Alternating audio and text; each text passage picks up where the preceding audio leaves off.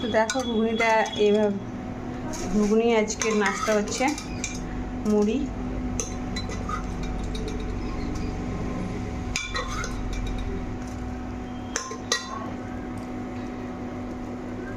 ছোলার ঘুগনি।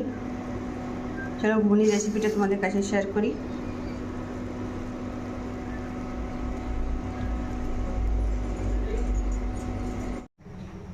Hello friends, welcome to Puchki kitchen. Puchki kitchen থেকে সকলকে জানাই স্বাগত। তো দেখো পুচকি কিচেনে কী কী দিয়ে ছোলা ঘুগনিটা বানিয়েছিল। তো এখানে প্রথমে নিয়ে নিয়েছি আমি কাঁচা ছোলা ভিজিয়ে নিয়েছি, ওটা রাতভর আমি ভিজিয়ে নিয়েছি ছোলাটাকে। আর এখানে মশলার জন্য আদা রসুন লঙ্কা জিরা গোলকি, হলুদ, রেড চিলি কাশ্মীরি পাউডার, আর এখানে হচ্ছে ছোলার মশলা, নুন পরিমাণ মতো, আর দুটা তেজপাতা, একটা শুকনো লঙ্কা ফোড়নে দেওয়ার জন্য। আর এখানে দেখো বন্ধুরা, এখানে ছোটো ছোটো করে আলু কেটে নিয়েছি। আলুতে আমি মোটেও ছুলিনি, আলুটা বিনা ছুলে আমি কেটে নিয়েছি ছোটো ছোটো করে। আর এখানে দেখো পেঁয়াজ নিয়ে নিয়েছি, পেঁয়াজ কুচি ফোড়নে দেওয়ার জন্য। তো চলো রান্না করি। কুকারটা বসিয়ে দিয়েছি। প্রথমে আমি কুকারে তেল দিয়ে দেবো।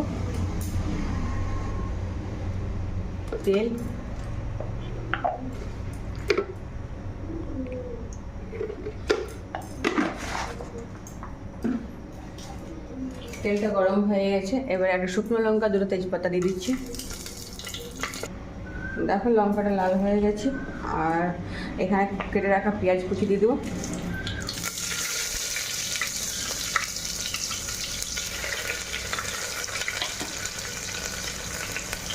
পেঁয়াজটা একটু লাল করে আমি হালকা লাল করে ভেজে নেব।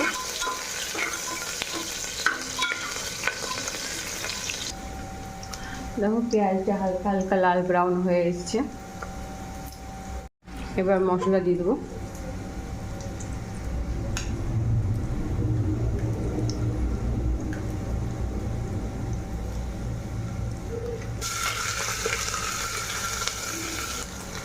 একটু জল দিয়ে দিচ্ছি মশলাটা।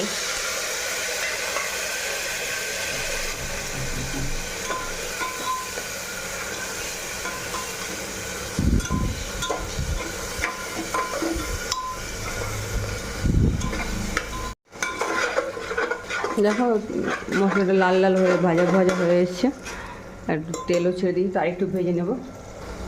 এখানে দেখতে পাচ্ছ বন্ধুরা, তেলটা ছেড়ে দিয়েছি মশলা থেকে। এবার আমি এই ভিজিয়ে রেখে ছোলাটা আমি দিয়ে দেবো। ছোট্ট ছোলা নিয়েছি, আগেবারে মটরের ঘুগনি বানিয়েছি। তো এইবারে আমি ছোলার ঘুগনি বানাচ্ছি। রেসিপিটা পুরো দেখো, স্কিপ না করে। এবার আলু দিয়ে দেবো, কেটে রাখা আলু। আজকে কিন্তু আলু থেকে চোখা ছড়িয়ে আলুটা গোটা আলুটা কেটেছি। দেখো ছোটো ছোটো টুকরো করে কেটে নিয়েছি। এবারে চালিয়ে নেব।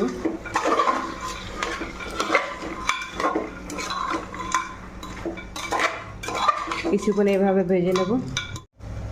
দেখো অনেকটা ভাজা ভাজা হয়ে গেছে, মশলার সঙ্গে ভালোভাবে মিক্স হয়ে গেছে। দেখো কালারটা কত সুন্দর হয়ে এসছে। এবার হালকা জল দিয়ে ফুটিয়ে নেব। 2 সিটি দেব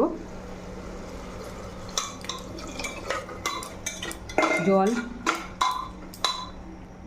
দেখো ছোটো গ্লাসের মতো 1 গ্লাস আমি জল দিয়ে দিয়েছি। এবারে ঢাকনাটা লাগিয়ে দেবো।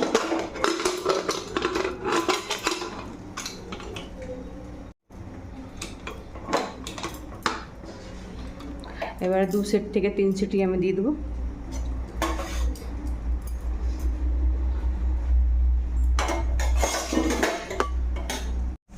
দেখো এবারে কুকার থেকে সিটি বেরিয়ে যাবে। 2টা থেকে 3টে সিটি দেবো আমি, বেশি সিটি দেবো না।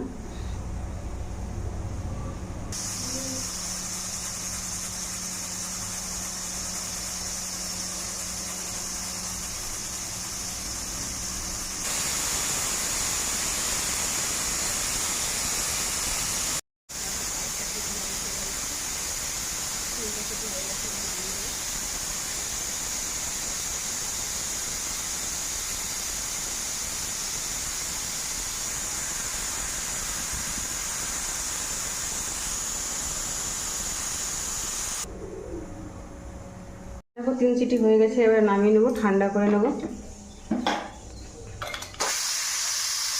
হাওয়াটা বের করে ঠান্ডা করে নামিয়ে নেবো।